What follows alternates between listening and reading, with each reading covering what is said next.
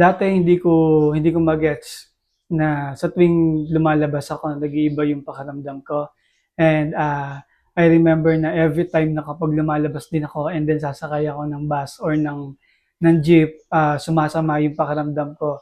And also, may time na sumasakay ako ng kotse and then alam mo yung biglang nag-iiba yung pakiramdam ko na para bang bigla akong nanghihina na nanlalamig, na nanginginig, na feeling ko hindi ako makahinga pag nasa kotse ko. One thing na natutunan ko sa experience na to ay kailangan natin talagang harapin, kailangan nating i-overcome yung mga nararamdaman natin sa sarili natin, yung takot, yung kaba na nararamdaman natin every time na lumalabas tayo ng bahay, sumasakay tayo ng sasakyan, ng motor. Kailangan natin talaga siyang i-overcome, kailangan natin na malampasan kung gusto natin bumalik talaga sa dati. Hindi siya agad-agad na pag ginawa mo, ma-overcome mo na lahat. Kailangan talaga unti-unti hanggang sa normal na bumalik ka sa dati mong buhay, sa dati mong lifestyle, sa dati mong ginagawa. Hanggang sa maging normal yung paglalabas ka ng bahay, okay ka, ala ka mararamdam ng something na mali. And kailangan na matutunan natin na like pag nasa crowded places tayo, nasa mall na or na somewhere na kung nasan tayo, kailangan na ah, matututunan natin na harapin yung mga bagay na nararamdaman natin na hindi maganda sa sarili natin kapag lumalabas tayo. Naalala ko last year, isa sa kinatatakutan ko yung pag nasa CR ako.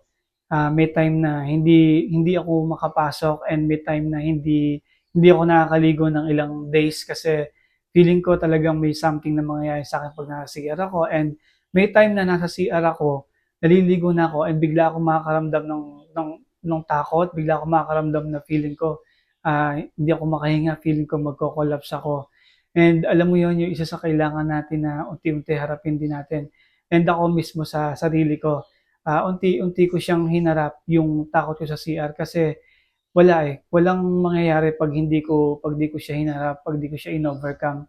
And ginawa ko, unti-unti, hindi ko binigay sarili ko pero unti-unti, papasok ako ng CR and then iisipin ko, sabihin ko sa sarili ko na walang mangyayaring masama sa'yo, okay lang yan, hindi ka magko-collapse or hindi ka mahihirapang huminga.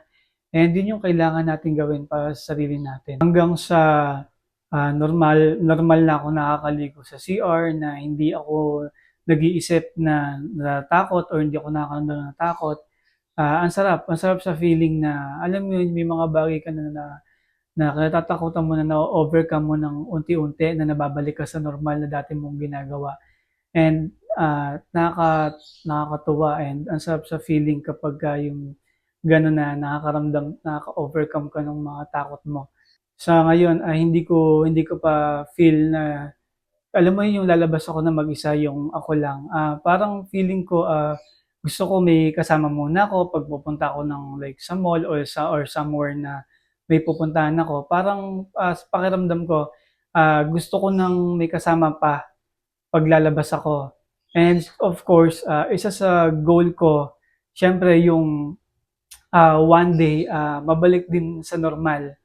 Yung alam mo yun, yung kahit lumabas akong mag-isa, kaya ko, yung hindi ko kailangan na magpapasama ako or hindi ko mafe-feel na kailangan may kasama ko. Kumbaga, isa yon sa gusto kong mangyari na unti-unti din na wino-workout ko. And sa ngayon, kumbaga, inaaral ko muna na ma-expose ulit ako sa labas. Kumbaga, may kasama ko. Kumbaga, yun yung tinatawag na exposure therapy. Tapos pagka nasa crowded places ako, yung like maraming tao, ganyan, nag-iiba yung pakiramdam ko. Feeling ko ba parang hindi ako safe, feeling ko may mangyayaring masama sa akin. And yung isa sa gusto kong ma-workout din na maibalik sa dati kasi before okay naman ako, kumbaga nakakalabas naman ako, okay ako sa maraming tao, hindi ako nakakaramdam ng something wrong kapag nasa labas ako, ganyan. And I remember na kapag sobrang init at nataon nasa labas ako, grabe, iba talaga. Pamaya-maya, nag-iiba na yung pakiramdam ko. And I think na Yun yung reaction talaga ng katawan ng taong may mga anxiety. I know it's not easy na ma-overcome lahat ng mga bagay na to, pero alam ko and naniniwala ako na one day magiging okay tayo, magiging normal ulit tayo na may mga anxiety and na nagkaroon ng agoraphobia. And alam ko sa tulong ng Diyos, and alam ko na kung di tayo mawawalan ng pag-asa at maniniwala tayo na one day magiging okay tayo, at alam ko natutulungan tayo ng Diyos na ma-overcome natin lahat 'to. And 'wag lang tayong mawawalan ng pag-asa, and patuloy tayo na maging matatag and matapang, and patuloy natin lakasan yung loob natin, and alam ko na magiging magandang bunga din lahat ng pinaghihirapan natin.